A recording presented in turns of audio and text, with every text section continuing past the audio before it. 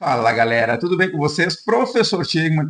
Vamos falar de elevação lateral e eu vou trazer um artigo original bacana, um estudo de intervenção, de treinamento, vendo as respostas hipertróficas em dois tipos de exercício de elevação lateral, com cabo e com halteres. Então vem comigo que vai valer a pena, tá bom? Vamos lá, deixa eu trazer a minha tela aqui para ti. Este aqui é um artigo.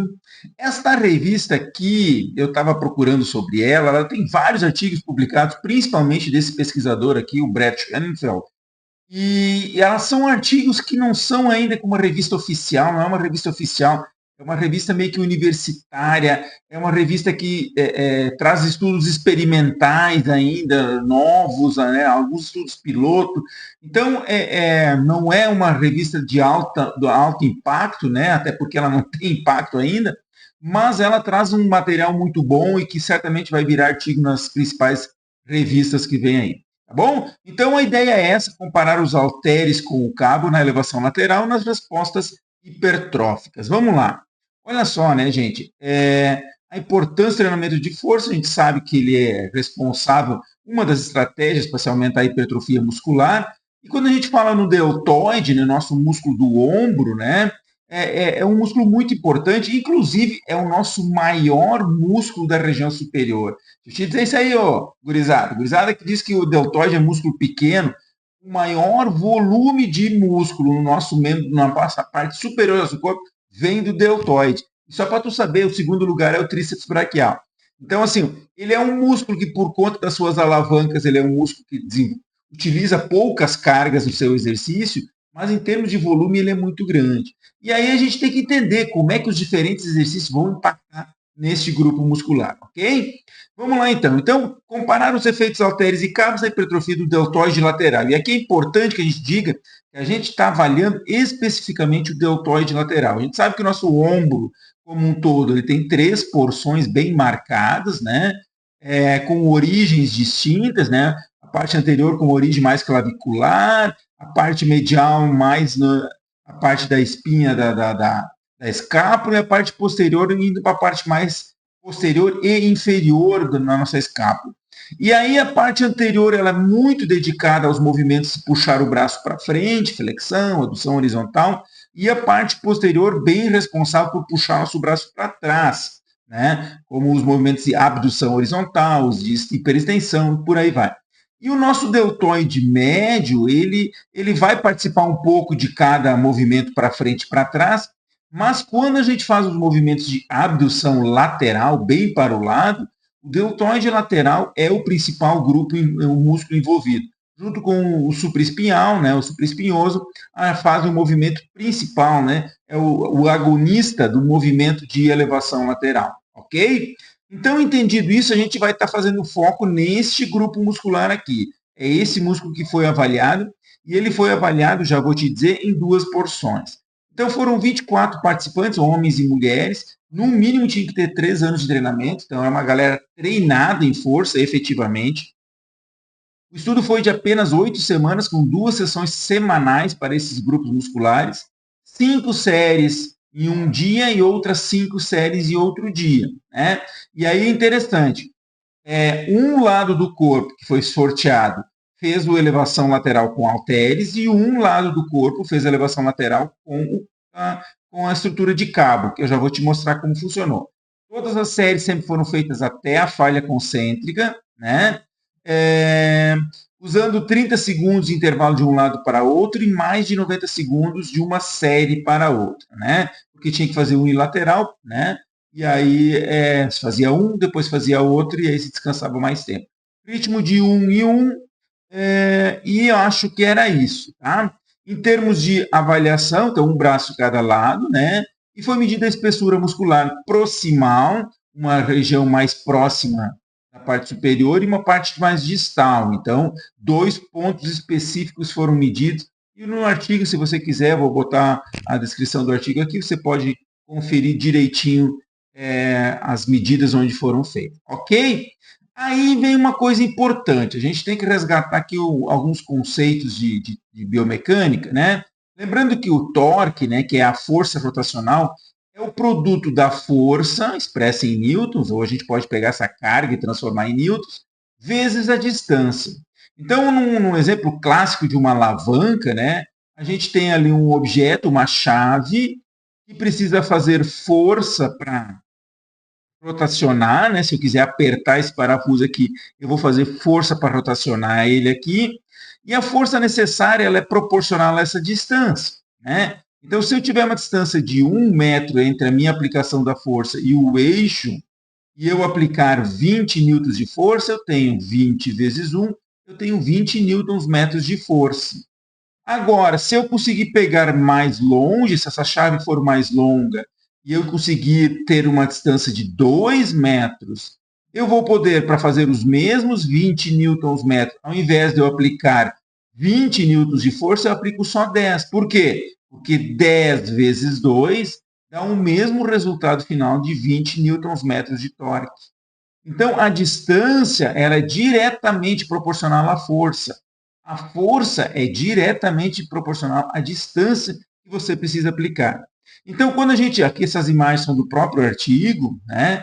Quando a gente vê um exercício de elevação lateral, o que, que acontece aplicando esses conceitos aí de biomecânica? Você tem um eixo, né, no exercício, todo momento, que normalmente são nossas articulações, nesse caso aqui a articulação do húmero com a escápula, né, do ombro, onde você tem uma força, né, esse halter está fazendo força para baixo, que a gravidade puxa ele para baixo, e você tem uma distância perpendicular, que é a distância desta força para em direção ao eixo. Então, é uma distância perpendicular. Pode observar que essa distância é bem pequena.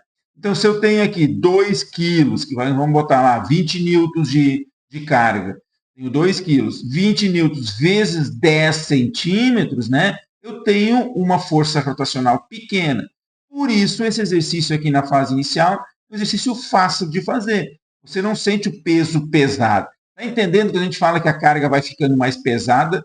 É uma forma meio vulgar, normal de se falar, né? No senso comum. Por quê? Porque o torque gerado por essa carga é 2 kg, a matéria é 2 kg, mas o torque que gera é pequeno. Então, nessas fases iniciais do exercício aqui para o lado, o torque é pequeno e você precisa fazer pouca força para vencer essa carga. Na medida que você chega ao ponto máximo e aqui nesse treinamento foi de 90 graus, você observa que a distância que o peso ficou do eixo aumentou. Ou seja, esta distância perpendicular da força em relação ao eixo aumentou. Então, eu tenho os mesmos 2 quilos, os mesmos 20 newtons aqui, só que agora com uma distância, digamos, de 1 metro. Então, agora eu tenho 20 newtons metros.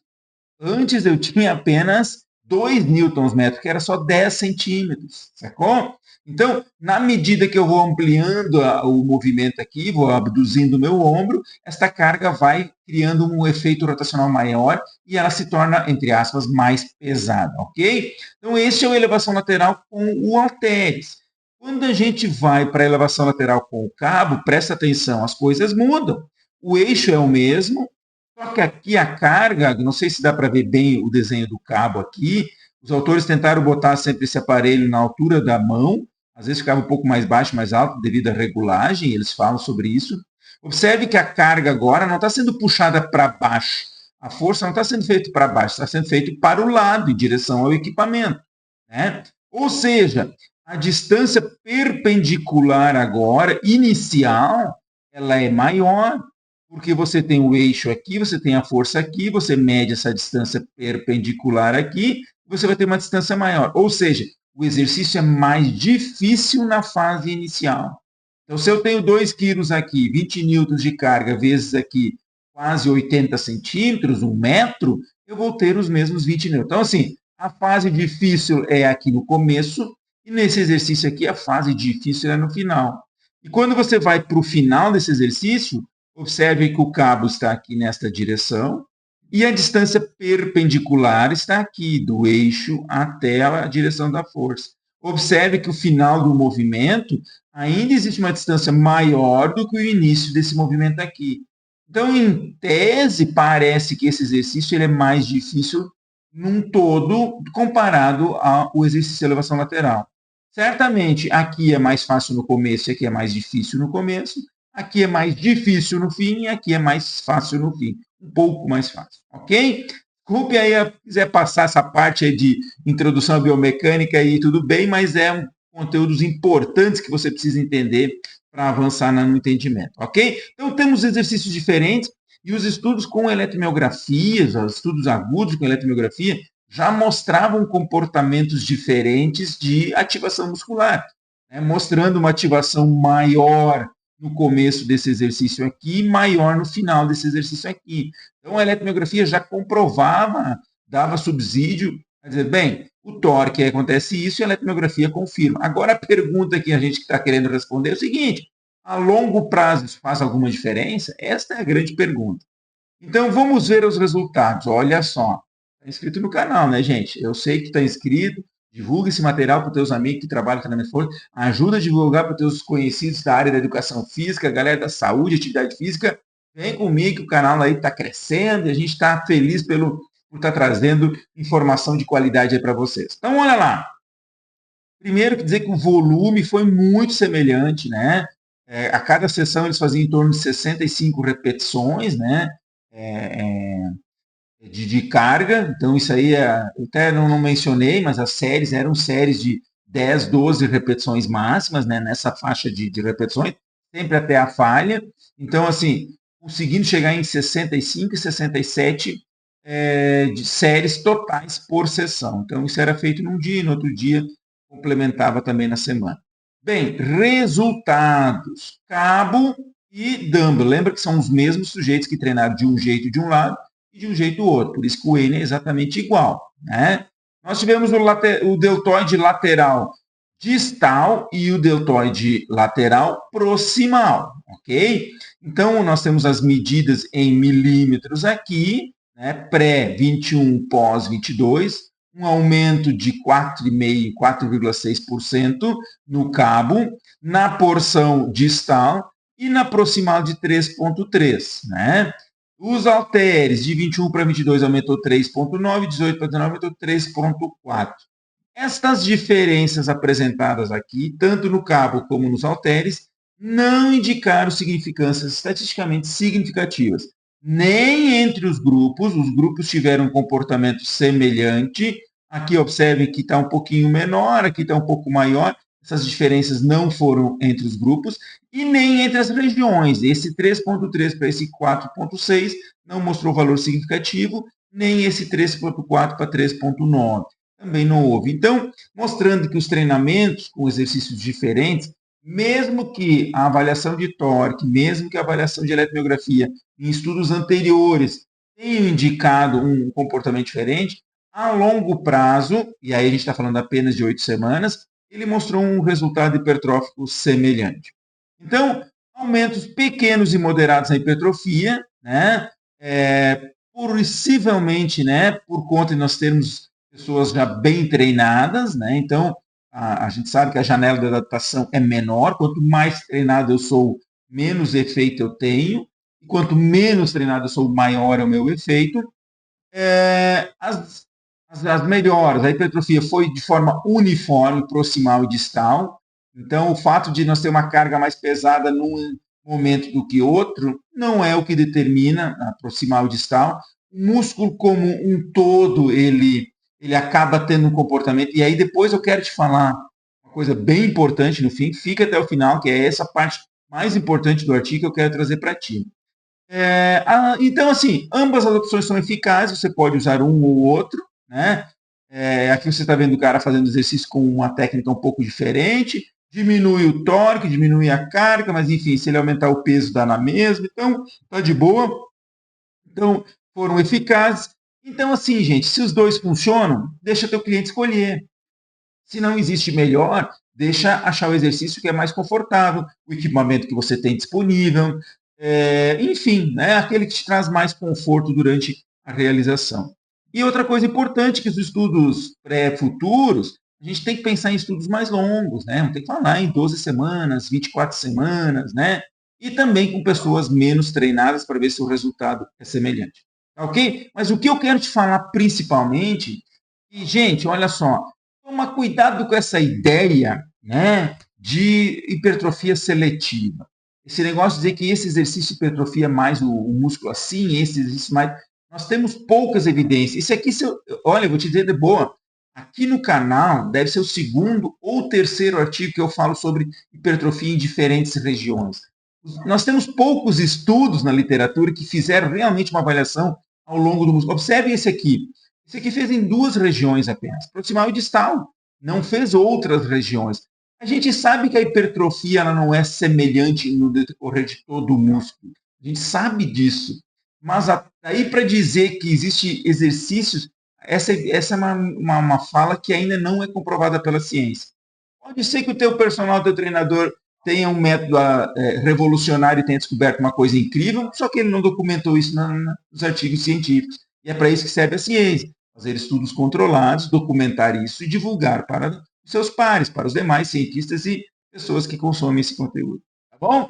Gostou do artigo? Valeu? Valeu, então. Desculpe que demorou um pouco mais, mas hoje a gente botou um pouquinho de conhecimentos biomecânica aí, que é importante você entender. Tá bom, gente? Valeu, um abraço e até mais.